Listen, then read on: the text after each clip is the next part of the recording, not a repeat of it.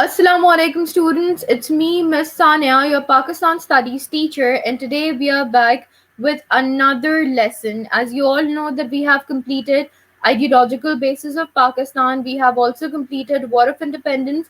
So today we are starting with the new lecture. Now let's get started. Now I am zooming the screen so that you can see whatever is written on the screen very clearly. So today we are starting with two nation theory. As I always tell you that kindly try to break the terminology so that you can make it much more clearer for all of you that what exactly has been asked. Now let's move forward.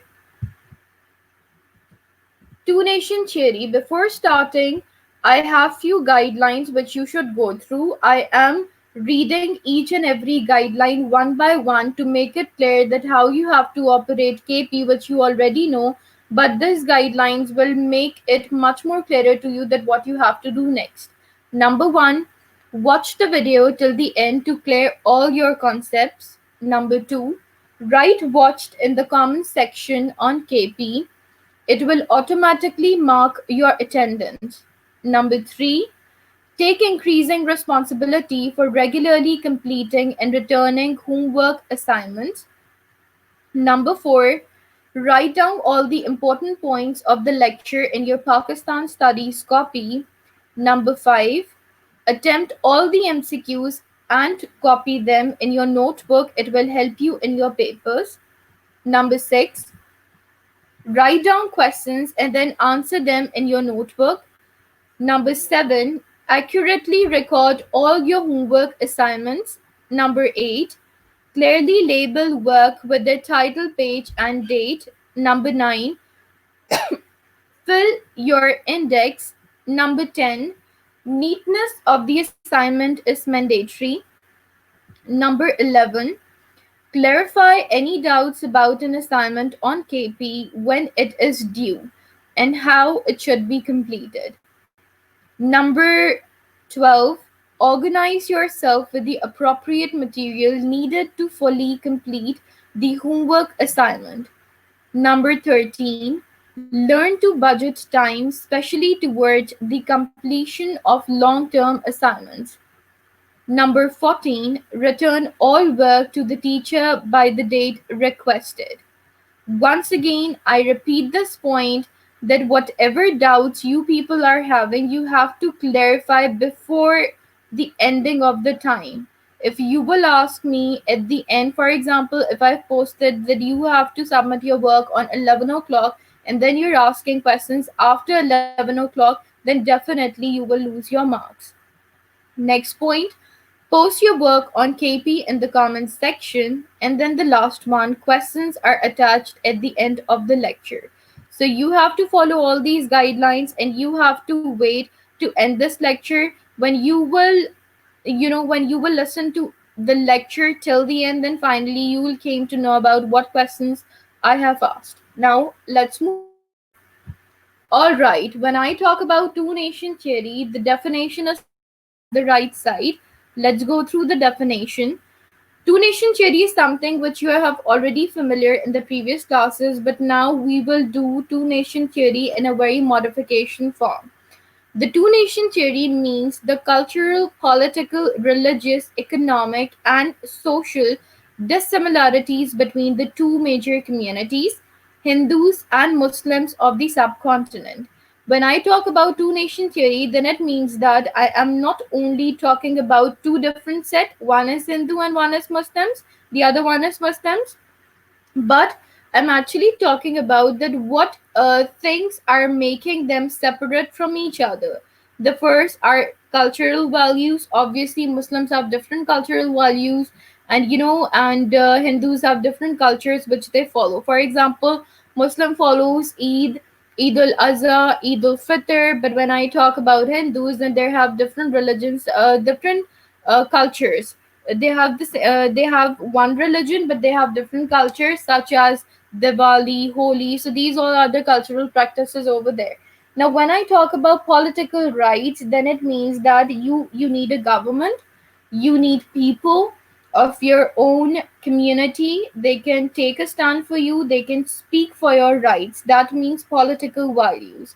When I talk about religious values, religious means that you're following every customs and traditions which your religious tells you. For example, if I talk about Muslims, then it is necessary for Muslims to follow the five pillars of Islam. Similarly, when I talk about Hindus, then Hindus have different customs and traditions which they have to follow. So they all, in cultural, political, and religious values, they all are different from one another. When I talk about economic values means economy. And in other terms, we can say that economic values means that you're talking about money. And social dissimilarities.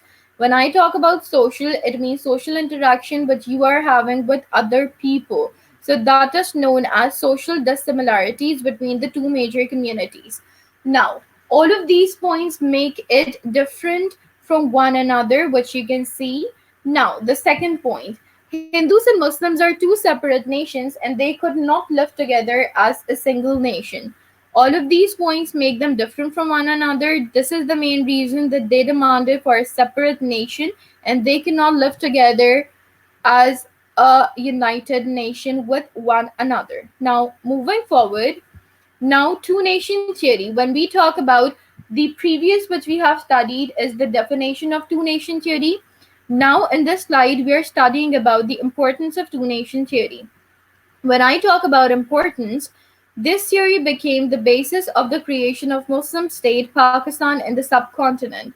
Pakistan became when we got freedom, then we named the state as Pakistan. So Pakistan, for in the formation of Pakistan, two nation theory plays a very important and prominent role. This theory raised the direction, the reason. Why does it play a very important and prominent role in the formation? Because this theory raised the direction for the Muslims on the basis of which Pakistan was achieved. Two nation theory is basically telling you about that Hindus and Muslims, they both have different values to practice and they both have different customs, religions, and all those things are different from one another. Due to this thing, we need a separate nation where we could practice freely our traditions, our norms, our values. All right. So this is the main reason that two nation theory is the basis. Two nation theory is that basis in the which plays very important role in the formation of Pakistan. Now, moving forward, when I talk about two nation theory, then the background of two nation theory is two nation theory was presented by different Muslim leaders of India in different periods of time. The leaders were Sir Syed Ahmad Khan, Jamaluddin Afghani, Abdul Kalam Azad, Allama Iqbal, and Qaid Azam. So you can see that there are a list of leaders which are given over here. They all have presented their idea about two nation theory in different aspects when they were in subcontinent to convince people to speak for their rights and to talk about that why do we need a separate nation. Now, when I talk about two nation theory in the view of Sir Syed Ahmad Khan, then he stated that I am convinced now that the Hindus and Muslims could never become one nation as their religion and way of life was quite distinct from each other. Distinct is a difficult word, so kindly just highlight this word and make it added into your glossary. Distinct means that they are different from one another. They cannot live together. They have to live separately because their way of living is different from one another. So this statement was given by Sir Syed Ahmad Khan. It was Sir Syed Ahmad Khan's perspective, which he raised when he was in subcontinent. Now, when we talk about the perspective of Allama Iqbal, so you can see he stated that India is a continent of human beings belonging to different languages and professing different religions.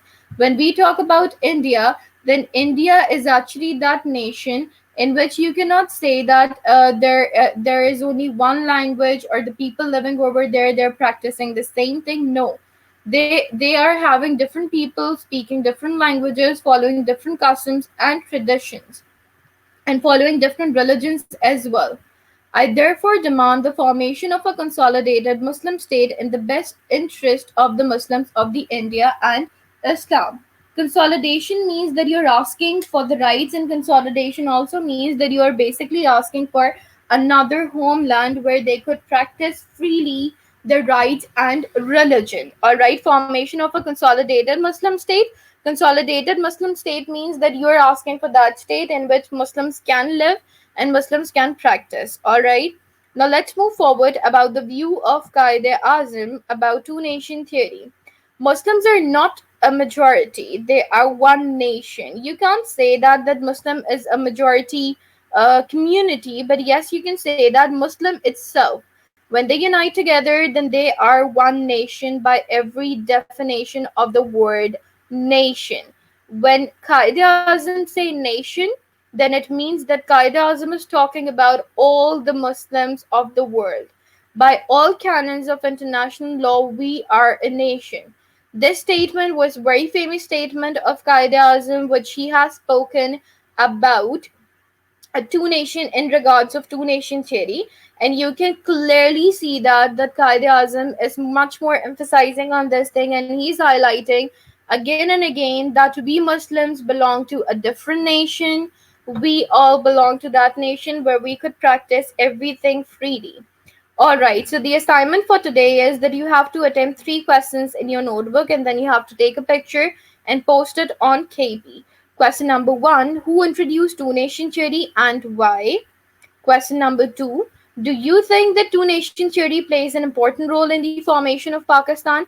Justify your answer. If you say yes, then you have to give a reasoning. If you say no, then also you have to give a reasoning. Question number three: what was the view of different leaders about two nation theory? So you have to attempt these three questions and then you have to post it over there. So, thank you so much everyone for listening to us, and I hope that all of those misconceptions are clear to you, which I try to explain you in this lecture. If you people are having any question, then definitely you can text on KP and you can ask us on the comment section. Inshallah, we'll meet you with another presentation. Till then, Barakallah, take care, Allah Hafiz.